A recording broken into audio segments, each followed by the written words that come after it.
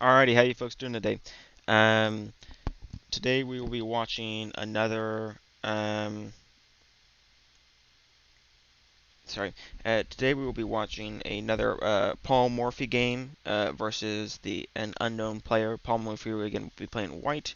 Our unknown player will be playing black. And this game is lovingly referred to as the Tomb of the Unknown Soldier, because at the end of the game you will see that Black's king becomes entombed by his own pieces. But let's get on into the game. Um, Paul Morphy plays e5, e4, e5. Actually, a fun anecdote I heard was whenever Paul Morphy would play tournaments, or if he would play matches, like match of 10 against a person, he would oftentimes make stipulations that if you were to play the match with him, that like half the games would have to be e4, e5. Very common back then was c5, the Sicilian, which he considered to be very slow and very boring. Ironically, considered one of the more like active kind of games, and now e4 seems very slow. But Paul Morphy really loved playing against e4 so that he could, so that he could sack and all that stuff. Um, but anyways, here we are. E4, E5. Black complies with Paul Morphy's love of E5. Knight F3, Knight C6, and Bishop C4. This is entering into the Italian game, and there's a lot of ways you can proceed here. Um, but Black plays Knight F6, the two knights game, and then Knight G5. Paul Morphy enters into the fried liver attack. Probably a lot of you novice players are very familiar with this opening, or at least familiar with playing against it, as it has quite a lot of prominence at the lower levels. And so if you do run into it, uh, well, this is a prime example about how not to play against it. D5. This move is still book. This was a good move still. EX D5, and here's where black really went wrong. Knight captures D5. Um, really here the common knowledge, and really if you play against the fried liver, you should learn this line. It's pretty much a forced variation, so it's not hard to learn. But Knight A4, Bishop B6, Bishop B5 check, C6, pawn captures, and White's bishop is under attack and needs to find a home. Uh, some of some of the more novice players will play Bishop A5, trying to keep pressure, but that's a little bit worse. Much better is either Bishop D3 or Bishop E2, and from this position you can see that Black has a lot of development. He has 4 pieces out, whereas White only has 2. And on top of that, it's Black's move, so Black will get another piece out by playing H6, kicking away this knight, and even in some positions he might even play E4 or E4, yes, to disrupt his knight once again. So as you can see, it's a very active position for Black. He's down a pawn, as you can see, he's given up a pawn, but for a lot of activity, as it's White's turn, and he has this. So um, yeah, so make sure you learn this line if you frequently play against the fried liver. But either way, this is what not to play.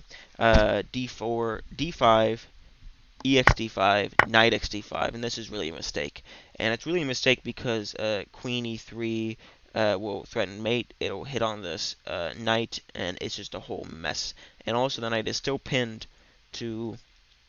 You would think, okay, well, I can play knight back to f6, and as you can see, this blocks a mate threat because now the knight is there. However, so let's actually just do it. However, I mean, this still allows for bishop captures f7 check, or knight captures where you're forking the queen and the rook. So this is really not a desirable position for you. You're already in trouble if you come here. So queen f3 is a move, but also Paul Morphy likes to sacrifice pieces. So knight captures f7, forking the queen and the rook. Black is basically obligated to capture it.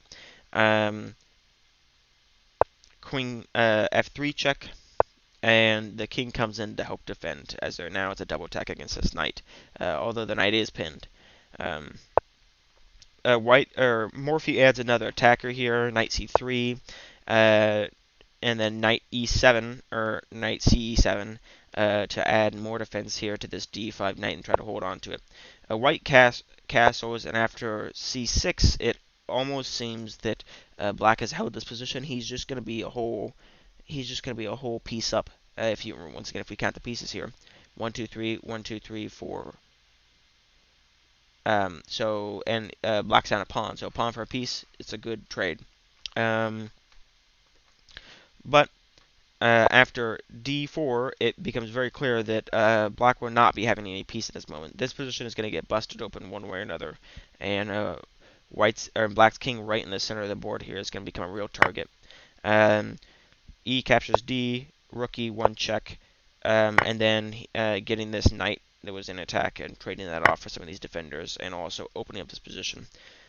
Bishop captures, pawn captures, queen captures, check. And this is getting real dicey here. In this position, there are two moves that you can make. There's two legal moves that you can make. As you can see, this rook here is nicely cutting off the e-file, and the queen is hitting the king and taking away these squares. So the king can either move to c7, or he can block with bishop d6. Pause the video here and think about what move you would make. Alrighty. If you said queen c7, that was wrong. That is a losing move. But we'll get back to that later because we'll have plenty of time to go over that. That's sort of the main idea of the line. Bishop d6 here was much stronger. And after something like bishop f4, queen f8, defending the bishop as white was threatening checkmate, and also attacking this bishop, rook e4.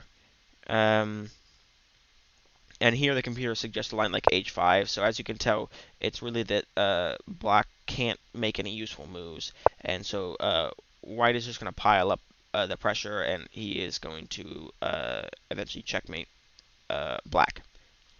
But this was not the position we reached, luckily, as Black chose poorly. Queen c7 was played. And now it kind of seems like, okay, well, maybe I'm out of the jungle a little bit. I got to attack here on the queen. My king's getting to safety. But once again, bishop f5, check. Bishop d6 now.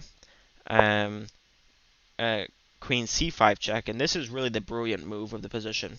From here, it is checkmate in 2 or 3, I believe. So see if you can find the checkmate in 2 and see if you can find the checkmate in 3. Or checkmate in 1 or 3, I think. Alrighty, I hope you found them. If you didn't, don't feel bad. They're pretty hard mates to find. Alright, so first we have to decide which way do we want to go with Black. In the game, Queen b7 was played, so let's look at Queen d7. As you see, this is a checkmate immediately. This rook is taking away the e8 square, and the queen is taking away everything else, and it's defended by the bishop. So that's not so good. And if the king comes back to b8, we get a crazy combination. Did you see it? Can you see it now? Queen captures, d6, check. Note that this bishop can't help defend, and if queen c7 to block, it will just be captured. Queen captures and bishop captures. And as you see, the black king is entombed by his own pieces, with his only escape being blocked by this dark squared bishop. If this bishop was instead not there, then black would just simply move, and he would continue with his game. So it's a beautiful game by Paul Morphy here. It really demonstrates some key ideas about entombment and being careful about how you play the opening. So I hope you guys really enjoyed the video. I hope you found it inspirational, and I hope to see you guys around again.